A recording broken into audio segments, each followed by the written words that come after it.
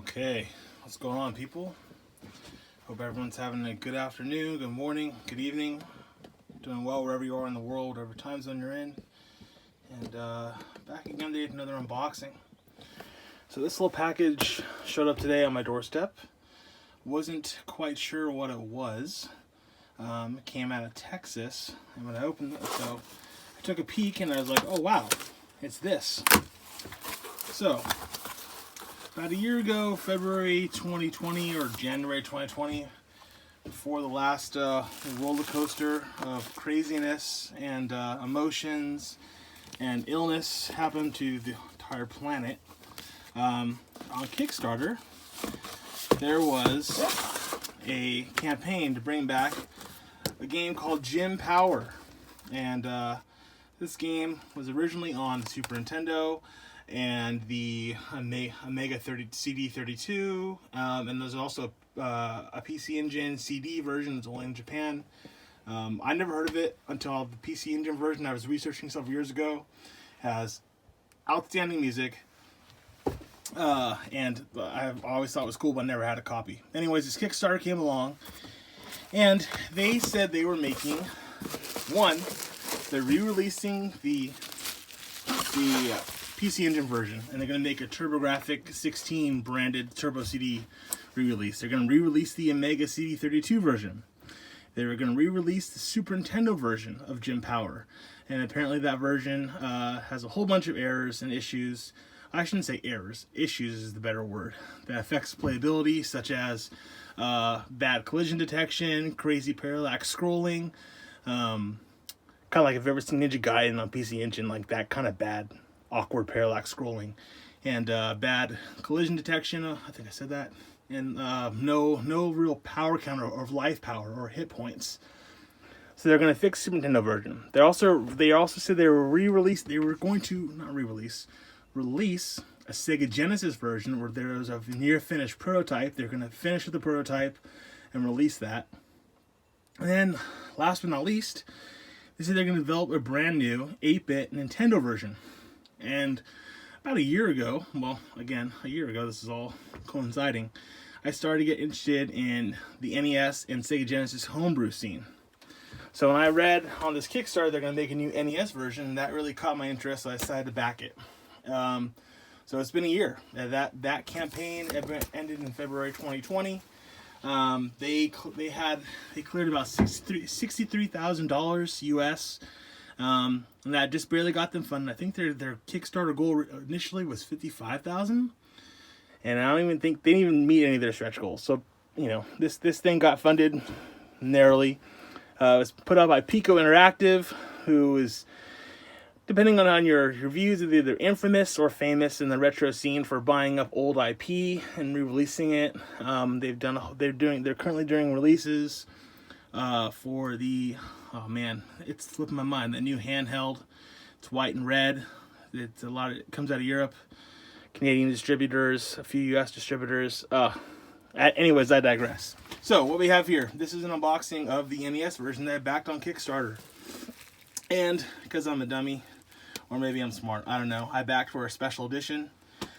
First thing that comes with it looks like this is an audio CD of the OST. I'm not sure if this is going to be the full OST or not. Let's screw it. Let's tear this all open. Let's see. There's no liner notes. This is obviously a slipcase with the art. I guess Gym Power, depending on which console you're on, has different versions. This is his kind of space dude version. And this is his mid-90s attitude version of Gym Power. And here's the CD. And I think this is the original Amiga art on the CD label. It just says Gym Power OST. It looks like this was a professionally pressed disc. So that's always nice to see. It's not just some very nicely pressed CDR. Also came with the poster. Yeah, there's my dog. She's outside of my shed. And the poster is the same as the art. As a CD case, just a poster. But of course, folded up posters Yay. That makes everyone happy. It makes the poster nice, right? No, it doesn't. I don't know why companies, they always say, oh, here's a poster, but we're going to fold it up. That's not great. So here's the star of the show. So again, if you're sending a poster, please send it in a rolled container. That's just me. Alright, so this is the NES version of Jim Power. This is, they stated on the Kickstarter, this is a brand new game. This is not a port. This is newly coded in 2020 and 2019 and maybe a couple years earlier. I'm not sure how long the development was. But here's the cover. Piko right on the front, letting you know they made it for play on Nintendo. This game is manufactured by Piko Interactive. It is not designed, manufactured, sponsored, or endorsed by Nintendo. Nintendo NES are registered trademarks of Nintendo of America Incorporated. Good. They're covering their bases because Nintendo will send out their ninjas and sue you into oblivion. Jim Power, The Lost Dimension. Jim Power, The Lost Dimension is the ultimate in 3D. It utilizes the revolutionary Utopix 3D graphics, allowing you to experience the thrill of virtual reality without a virtual reality system. 3D glasses, oh, I didn't know about that. 3D glasses facilitate the incredible death experience, but the thrill and horror of the Lost Dimension may be fully experienced with or without 3D glasses. Special Agent Jim Power, the supernatural alien Vaprax threatens to defeat our world, which is the last planet that stands between him and a dimensional vortex. This vortex leads to a fifth, and up until now, lost dimension. If he succeeds in defeating us, he will destroy our world, opening a gateway for his kind, as well as a strange mutating effect that this dimension has on all organic life forms. His forces are far too strong for us to defeat in our frontal attack, which is why we must send you, Jim Power, to slip past his Omni-Eye scanners and make an assassination attempt on the greatest evil that man has ever known. It will take absolutely all your wits and skill, but it is imperative you reach his fortress and send him back to this sulphurous plane from whence he came. And that's the same disclaimer on the front. All right, so let's unbox. Let's see what they sent us. So nice NES size case. Of course, no branding that is reminiscent of either NES black boxes or anything. But it's nice that they sent a NES case protector. I think that's a nice touch. I mean, they're what? These are $2-3. All right, it's got that fold on the bottom. So, just like the NES games of old, here we go. We're creasing it up because that's how those boxes open. And I dare, please, someone show me if there's a correct way to open NES boxes without creasing the crap out of everything. Let me know. Okay, what else we have in here? I know there's a manual. Ooh. Manual's kind of stuck. Oh, no jacket. Bummer. Let's see. There we go. Oh, it's a big manual. Well, that's a bummer. I would like to see an NES size manual. So here's our case. Here's our cartridge, as I say. Does not come with a third-party slipcover. Usual disclaimers: don't turn the power switch on and off. Compatible with original most clone consoles. Some stuff in French, which is the same things. Feels not. I mean, what's holding this together? Looks like Phillip heads in there. Yeah, they're not security bits. They talked about in the Kickstarter how they're going to make sure that the edges were beveled. I guess that looks kind of beveled in there. I don't know, maybe we'll have to open this up and take a look. 3 screws. And here's our manual. So let's zoom in here. So, oversized NES manual. Would have been nice if it was typical NES format, but what can you do? A message from Piko Interactive. Oh, a little history. The project started back in 2014 and until 2016. We're close to the original creator. That's right, the original creator passed away, and his partner acquired an estate to fully acquire the rights. In 2019, it was settled, and they proceeded with the project. And they use Shiru. Now, I'm unfamiliar with the NES homebrew scene, but I guess Shiru is a programmer of some renown.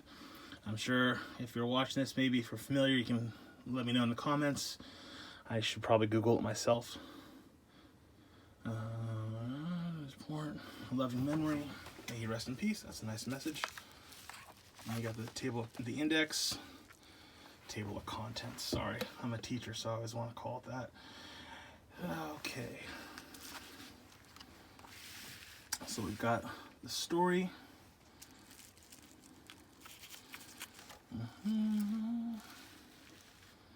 Beginning of the game.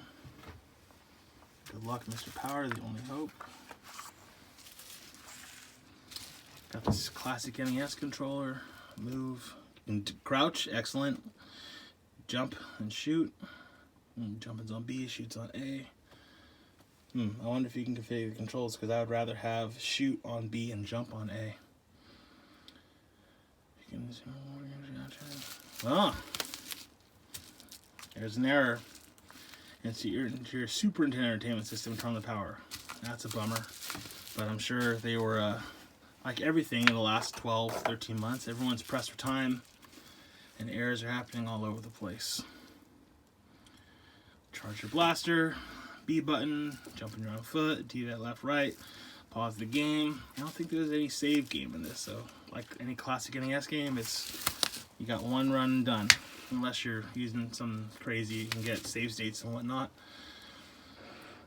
Coins, power pack, gun upgrade, orb. Description of the game screen. No, it's gonna have difficulty modes. Power on easy, you start with 5 power packs, meaning you got 3 power packs, and hard you only get 1 power pack. Hit, you lose one of your gun upgrades if you have any. If you have any. Oh, okay. If you have any. So if you take a hit, you not only lose your life, but you lose your gun. Okay, so once you're down to 1 power or life, take the hit, game over.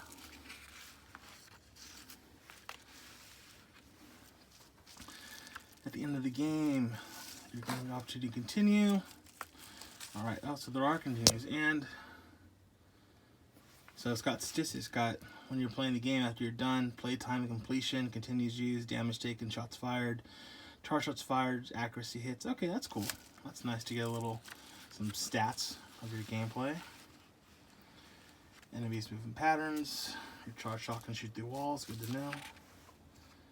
And that's it.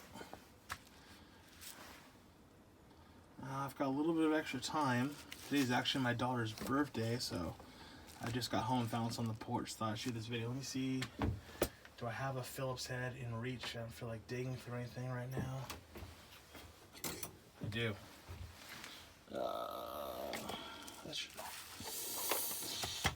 This is way too big. Alright, I'll have to open up another time, but I will have to stream this game. I looked on YouTube, and last time anybody talked about Jim Power, The Lost Dimension for NES at all was a year ago when the Kickstarter's happening. So let's see, after I get some time tonight when the family's in bed, I'll see if I can stream this real quick. I have an RGB modded Famicom and a NES to Famicom cartridge adapter that's also been modded to pass through any special audio or chips from NES games, like Castlevania 3's MMC5 chip, I think it is. Don't quote me on that, I could be wrong. But anyways, I'll stream this tonight. Or if not tonight, look on my channel. It should be up soon, after I post this little unboxing. So thanks for watching. If anybody else kickstarted this, let me know what you think. I'm not sure what they've sent out. I mean, a week ago, this says it shipped on the 27th. Today is March 8th. Last update I saw, they said they're shipping copies, but this just arrived on my doorstep. They never sent tracking number or anything from Piko. It just came. So I totally was unaware that it was coming or had even shipped. But again, thanks for watching. Have a good evening. Take care. Stay healthy out there. We're almost through this whole crazy pandemic life. We're almost out of it. All right. Take care. Thanks for watching. Good night and good luck.